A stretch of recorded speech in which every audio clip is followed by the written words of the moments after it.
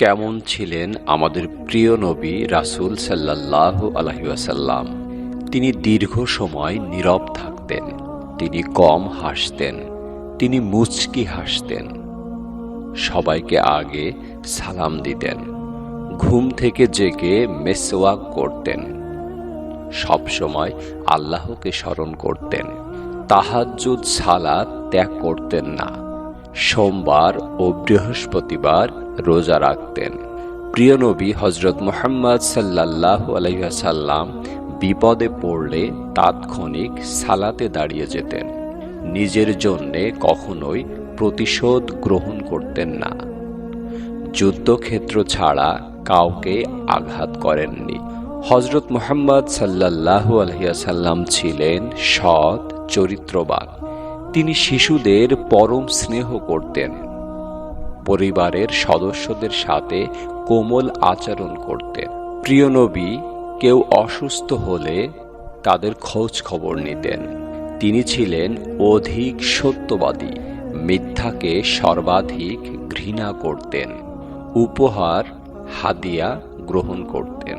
তিনি ছিলেন মিষ্টভাষী। প্রিয় নবী কথা বলার সময় সুস্পষ্ট করে কথা বলতেন, কখনোই কোনো খাদ্যের দোষ ধরতেন না। আমাদের প্রিয় নবী হযরত মুহাম্মদ সাল্লাল্লাহু আলাইহি ওয়াসাল্লাম অন্যদের ক্ষমা করে দেয়া অধিক পছন্দ করতেন। তার নিকট আগত ব্যক্তিদের কখনো অবহেলা করতেন না। তিনি ছিলেন সর্বাধিক পবিত্র ও পরিচ্ছন্ন মনের অধিকারী ব্যক্তিত্ব। রাসূল সাল্লাল্লাহু আলাইহি ওয়াসাল্লাম কথাবার্তায় ও আচার আচরণে কোমলতা অবলম্বন করতেন। কর্কশ এবং রূঢ় ভাষার কারো সঙ্গে কথা বলতেন না এবং কাউকে সম্বোধনও করতেন না। কোরআনে ইরশাদ হয়েছে, আপনি যদি কঠোর হৃদয়ের হতেন তবে মানুষ আপনার থেকে দূরে চলে যেত। সূরা আল ইমরান আয়াত নাম্বার 159। রাসূল সাল্লাল্লাহু আলাইহি ওয়াসাল্লাম কখনো প্রয়োজন ছাড়া কথা বলতেন না। সওয়াববিহীন কাজে কখনো সময় ব্যয় করতেন না। আবু হুরায়রা রাদিয়াল্লাহু তাআলা আনহু থেকে বর্ণিত, রাসূল সাল্লাল্লাহু আলাইহি ওয়াসাল্লাম বলেন, কোনো ব্যক্তির ইসলাম পালনের অন্যতম সৌন্দর্য হল অনর্থক কথা ও কাজ ত্যাগ করা। তিরমিজি হাদিস নাম্বার 2318। রাসূল সাল্লাল্লাহু আলাইহি ওয়াসাল্লামের কথাবার্তা শালীনতার চাদরে আবৃত ছিল। তিনি কখনো অশালীন কথা বলেননি।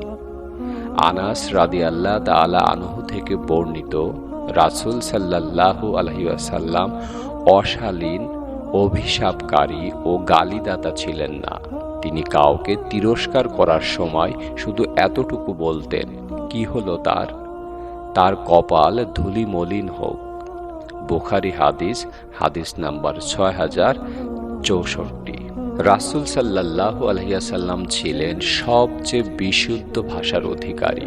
তার আচরণ, শব্দ প্রয়োগ ও বাচনভঙ্গি সবই ছিল বিশুদ্ধতার মাপকাঠিতে উত্তীর্ণ।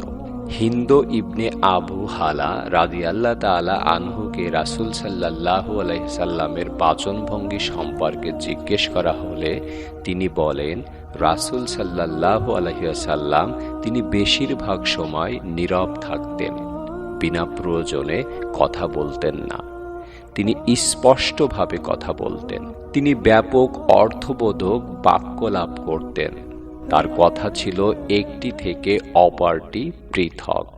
তার কথাবার্তা অতি বিস্তারিত কিংবা অতি সংক্ষিপ্ত ছিল না, অর্থাৎ তার কথার মর্মার্থ অনুধাবনে কোনো প্রকার অসুবিধা হতো না।